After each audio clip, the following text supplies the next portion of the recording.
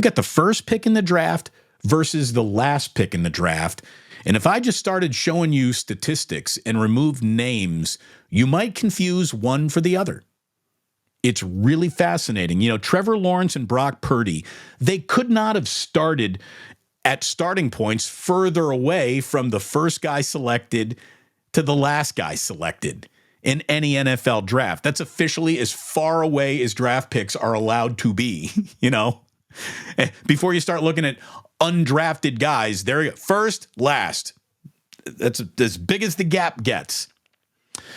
And beyond just that, their draft position, there was the pedigree and the hype. Look, Trevor Lawrence, we heard about him in high school, right? When he was in Tennessee playing high school ball and becoming the number one prospect. And he is, outside of Andrew Luck, I think among the most promised quarterbacking prospects that we saw. Like before he even took a snap in college, they're talking about how he will be the number one pick in the draft. He starts taking snaps in college, and Clemson wins a national championship in his freshman year. Trevor Lawrence has been a beast of a prospect and of a near household name, and someone that football fans have been seeing on the horizon coming at them. Obviously, Urban Meyer was the wrong coach to start off the career with. That's been corrected. And this is now, I believe our friend Nick Wright calls him the prince that was promised. And there is an awful lot of statistical data points that are just being thrown up by Trevor Lawrence that say, this guy's really, really, really good. But if that's true for Trevor, it also has to be true for Brock. Through 8 games between two guys, one as famous a young quarterback as you can find, the other, most people in America couldn't tell you where Brock Purdy went to college. They still don't know. They're like, I think he plays for the Niners. Like, that's as good as you're going to get to where did he go to college from most people. Well, the Jags, they keep on saying, are getting better. They haven't even peaked yet, and maybe that's true. Maybe the 49ers, some people say, might have peaked a little too early, but just looking at 8 games, okay? We're looking at 8 games, and that's all we're looking at. Trevor Lawrence actually has more just a game manager numbers than Brock Purdy has. And everyone will tell you that Brock is, system guy.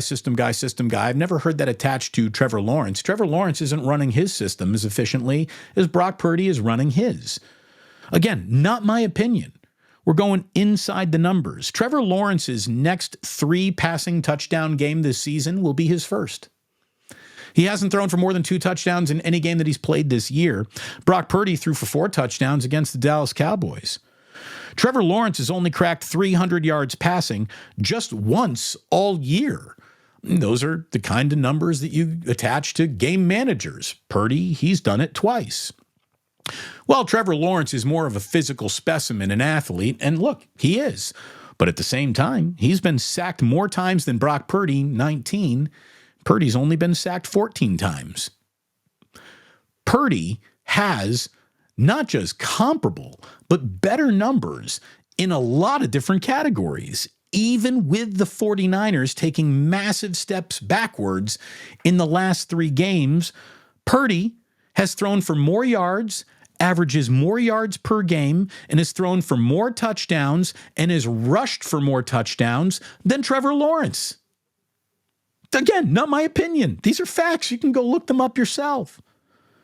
The last pick in the draft has only thrown 1 more interception than the number 1 pick in the draft, and he's thrown for 3 more touchdowns. The Jaguars have only lost like 3 games out of their last 16 games in playoffs, and that's why everyone's saying like, oh, here they come. Well, the 49ers are almost in that same boat with a track record of, hey, things have gone really, really well, but for the now few games that you didn't like in a row that everyone's getting all negative about, but it's still pretty damn good. What if we needed to talk about completion percentages? Well, that's where Trevor Lawrence is going to really separate himself from Brock Purdy. Wrong. They're both at 68%.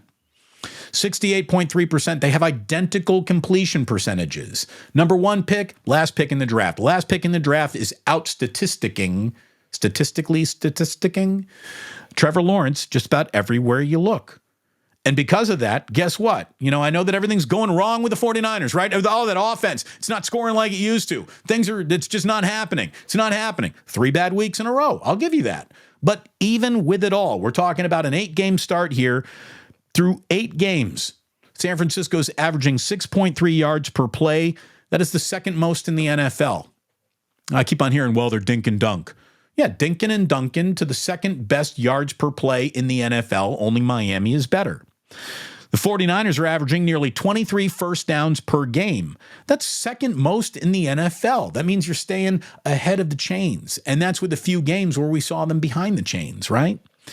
In a league that sees scoring that is down absolutely everywhere, and scoring is down everywhere, the 49ers, 27 points per game, are the 4th most in football right now, behind just Miami, Philadelphia, and Dallas. Their 376 yards per game are the 4th most in the NFL.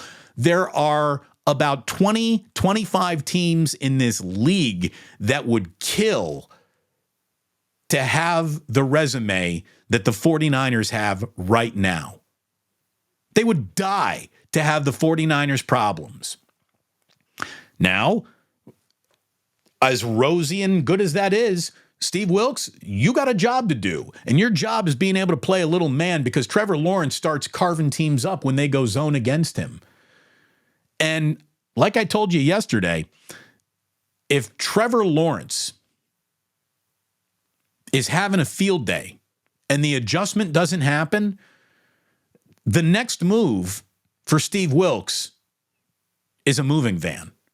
Like, you can already see this being the "it better work now, Steve" moment in his career. And the funny thing is that Steve Wilks' defense in a lot of different numbers is still outperforming in the first 8 games what you saw out of the first 8 games of D'Amico, what you saw out of the first 8 games of Robert Saleh.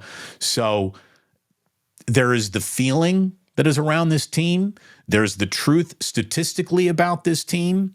And the honest to God's truth is that this is the game of the weekend in the NFL. I don't even think there's a close second. 49ers, Jaguars, it's got the biggest stakes.